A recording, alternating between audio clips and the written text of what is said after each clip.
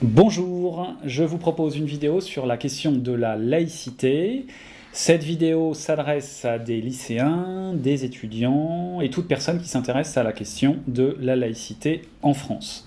Ce cours est une contribution que j'ai écrite pour un manuel scolaire il y a quelques années que j'aime actualiser régulièrement.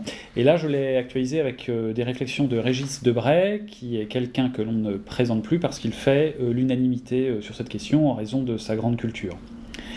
Alors ces prochaines vidéos seront plus vivantes et plus glamour, mais là je me contenterai d'un exposé magistral qui sera intéressant, du moins je l'espère. Il s'adresse en l'occurrence cette année en priorité à mes lycéens de première et terminale de mon lycée que je salue au passage. Bonjour mes chers lycéens et lycéennes. Le plan de mon exposé suivra les attendus du programme de terminale. Alors, en introduction, je voudrais rappeler que le mot de laïcité n'existe que dans la langue française et à la limite dans la langue turque, mais l'on peut noter que sa traduction dans une langue étrangère est souvent sujette à des malentendus et des contresens. La laïcité à la française, c'est un pléonasme, elle n'est souvent pas bien comprise à l'étranger, où l'on pense souvent qu'elle signifie athéisme ou méfiance vis-à-vis des religions. Alors, d'abord un petit rappel de l'histoire de ce mot. Le mot laïcité apparaît en 1871 avec la naissance de la Troisième République. Ce substantif apparaît en même temps que le verbe laïciser et le mot de laïcisation. Dans la loi de 1905, la loi de séparation des églises et de l'État, ni le mot de laïcité ni le mot de religion ne sont employés dans cette loi de 1905, qui utilise le terme de culte. La loi de 1905 ne s'intéresse qu'à ce qui est visible dans le domaine religieux. Alors, notre premier point, qu'est-ce que la laïcité ? Eh bien, la laïcité à la française, c'est la neutralité de l'État en France en matière religieuse. C'est-à-dire que la République française ne privilégie pas une religion au détriment d'une autre. Aux yeux de l'État en France, toutes les religions se valent sur le plan juridique, judaïsme, christianisme, islam, bouddhiste. Bon, on verra tout à l'heure que le cas des sectes est à part. Mais cette neutralité en matière religieuse ne signifie pas que l'État soit athée. Comme l'exprime Régis Debray avec humour dans un article récent du Figaro, on comprend que la laïcité ait pu devenir une marque d'identité nationale, mais ce n'est pas une raison pour en faire un narcissisme collectif, ni une idéologie en soi, en se plongeant dans des querelles d'interprétation sans fin. Ce n'est en tout cas pas une profession d'athéisme militant, comme on le donne à penser quand on brandit pour symbole une caricature et pour argument de vente le droit de blasphémer. Ça, ce serait un contresens total.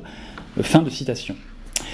En fait, la République française ne préconise absolument pas l'athéisme, mais elle ne se prononce pas sur la pertinence ou non des croyances.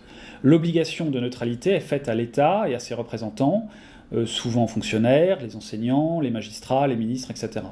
Mais les citoyens peuvent manifester leurs croyances dans l'espace public, dans les limites du respect de l'ordre.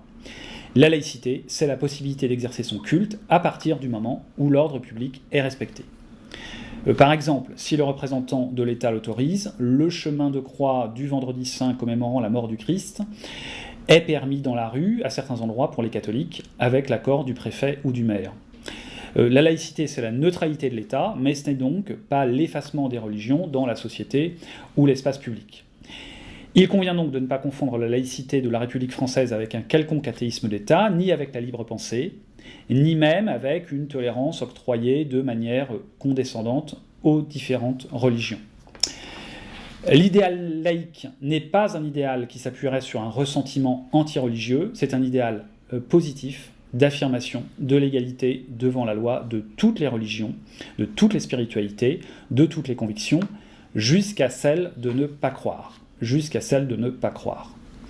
La République française exprime ainsi l'idée que le domaine spirituel, religieux, métaphysique n'est pas de son ressort. Vous pouvez croire, et cela peut être une source d'espérance, tant que cela ne trouble pas l'ordre public. Voilà ce que dit l'État en France. Autrement dit, la laïcité met une frontière entre les connaissances scientifiques accessibles à tous et les croyances de chacun.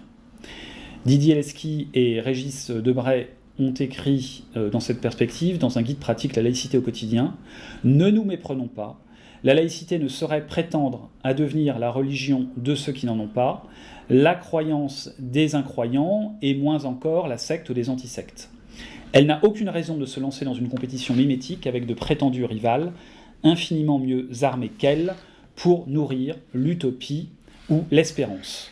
Ne lui reprochons pas son défaut de musique, de poésie, d'hymne, de drapeau, de couleurs et d'icônes. Elle n'est pas faite pour l'acte de foi. Fin de citation. La laïcité est donc avant tout un compromis, une construction juridique fondée sur une exigence de la raison, celle de l'égalité en droit de tous les êtres humains, principe au fondement de la Déclaration des droits de l'homme et du citoyen de 1789. La laïcité offre la possibilité de vivre ensemble à des citoyens dont les intérêts et les opinions divergent. C'est ainsi que la laïcité est un des moyens de la concorde civile. La laïcité fournit ainsi un cadre juridique et respecte toutes les croyances.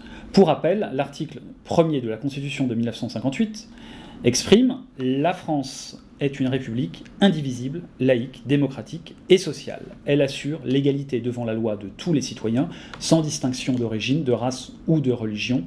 Elle respecte toutes les croyances. » Alors cette phrase « elle respecte toutes les croyances » peut surprendre et choquer, et certains rêveraient peut-être de la modifier et d'affirmer que la République française ne respecte aucune croyance, mais pour l'heure, le texte de notre Constitution affirme bien le respect de toutes les croyances.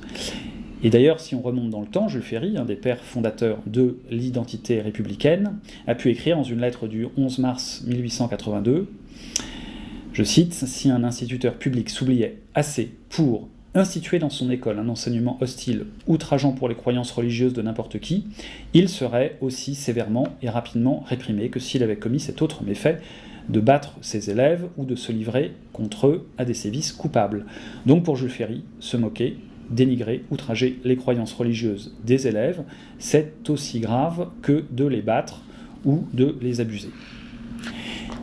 Ici s'achève la première partie de notre exposé. Dans une seconde vidéo, vous trouverez un résumé du deuxième point du programme de terminale autour des enjeux intellectuels qui se trouvent derrière la question de la laïcité, et puis aussi un récapitulatif autour du pluralisme religieux dans la France d'aujourd'hui. Ce sera l'objet de notre troisième point. Donc je vous dis à très vite dans une seconde et donc dernière vidéo sur cette question de la laïcité au programme du bac. Merci, à bientôt.